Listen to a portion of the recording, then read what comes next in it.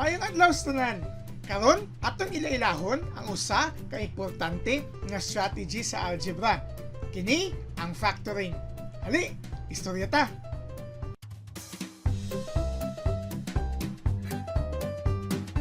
Sa dili pa ta magsugod, akong ginadasig kamo diha nga mag-follow sa atong page, mag-subscribe sa atong channel, tan-aw pud ta og follow sa atong TikTok account kay naa didto ang mga videos nga kinahanglan nato magamit para mas masabtan nato kini nga topic karon gitawag nato nga factoring. Napo dito ang uban videos sa atong uban nga math subjects para at least daghan tag ma-prepare. Ako pong ginahangyo nga i-comment below ang inyong area para makabalo kami ani abot kani nga video.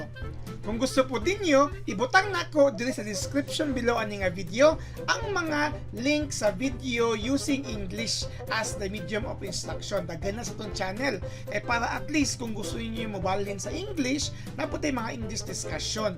So kung kani after ani, nasabtan na nato unsa ang factoring o nganong kinahanglan ta mag-factoring, pwede ta mabisita atong mga links na akong ihatag diya below sa description para mas makita nato, mapalawom nato ang atong pagsabot sa factoring o makita nato ang uban nga mga example. Ang topic karon is ang isa sa mga pinaka-importante nga strategy, ang factoring. O ngano kinahanglan kita mag-factoring.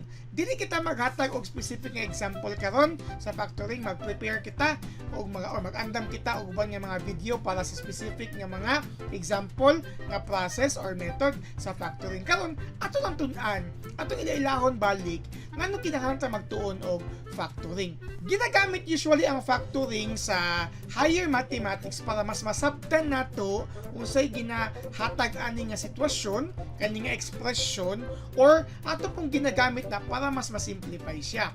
Tanaw na to. Kung nato isa ka butang, kani nga butang, at sa factoring ana, ato siyang bahin-bahinon or bungkagon sa mga ginagmay nga butang nga mas masabtan nato. So ato siyang bungkagon, atong buak-buakon sa mga ginagmay nga butang nga mas dali nato masabtan kay para mas dali nato makuha unsay pasabot anang atong ginatawag nga mga expression bana, mga equation bana, atong buwag-buwagon na sila. Ngano kinahanglan ta magtuon og factoring? Kani ang mga butang gusto na ko ipasabot kaninyo.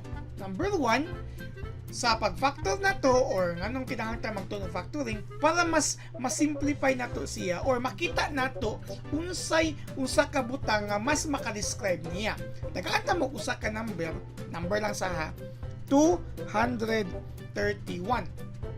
Makabalo kita unsay lain nato pag-target ani or kung pwede ba kung makabalo ta unsay factor ani nga number. Kabalo kita na kani siya factorable by 3. Kanang 231 factorable by 3 na siya. Unsay day pulos anang pasabot nga factorable by 3 ang 231? Simple na siya. Pwede nato bahinon di ay ang 231 sa makatulo na walay sobra, walay kulang, patas ang katong tulo ka buok bahin.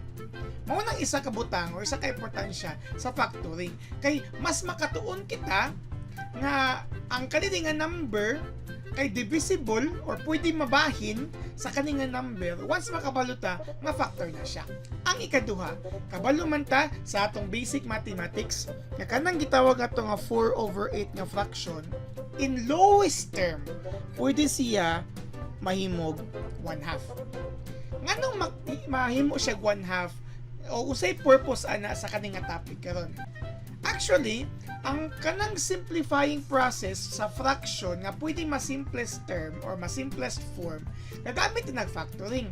Kaya kabalo man ta nga ang 4, pwede siya 2 times 2. Ang 8 pod, pwede pod siya 2 times 4. Pwede na to makancel dahil ang 2. Or, pwede pa na to gamiton na ang 4 is 4 times 1 o ang 8 is 4 times 2. Maunang pag-divide na to ana bilin 1/2. Kanang ikaduha nga purpose nga kinahanglan ta ma-appreciate unsay punto anang factoring. Og ang ikatulo, ano kinahanglan ta makatuon og factoring? Kay mas dali na to ma-target or ma-ansiran ang usa ka butang. Kabalo kita in our grade 7, kani nga formula, di ko sure kung makaremember ka mo, n minus 2. Kani nga formula, gigamit ni siya para makuha ang sum of the interior angles of any polygon. Kani ang formula, ana. 180 degrees times n minus 2. Pero, ang laing version actually, ana, kini siya.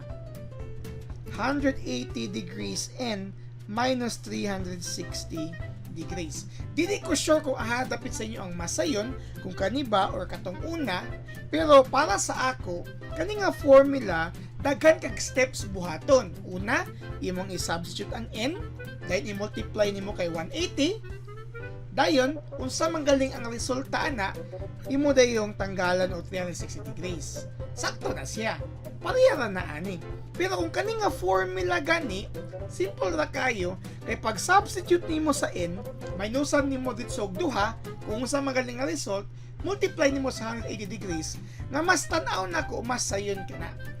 Kini siya, actually, gagamit niya og factoring.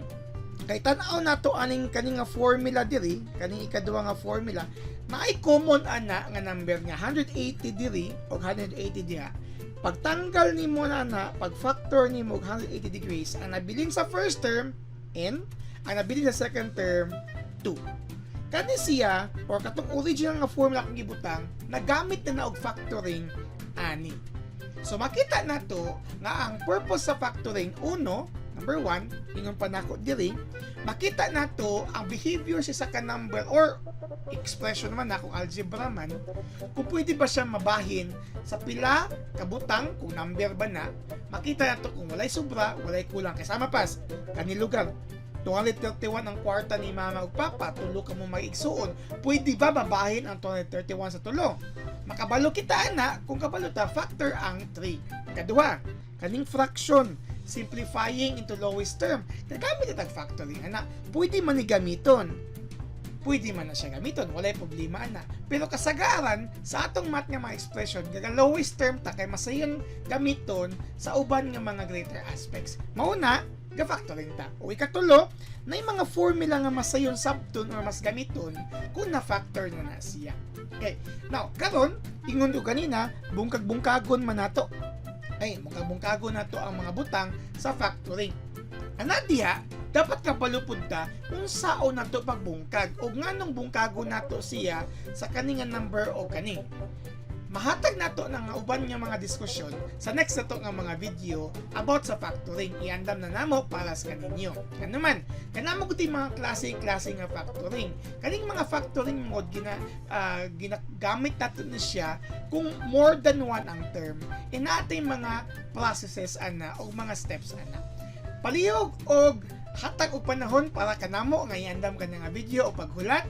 Again, please keep posted. Pwede mo mag-follow sa atong page, mag-subscribe sa channel, follow our TikTok account para ma-update ka mo sa unsa ba nga mga videos among ibutang puhon. Makita-kita ta otro, istorya na pud ta og math bisag unsa.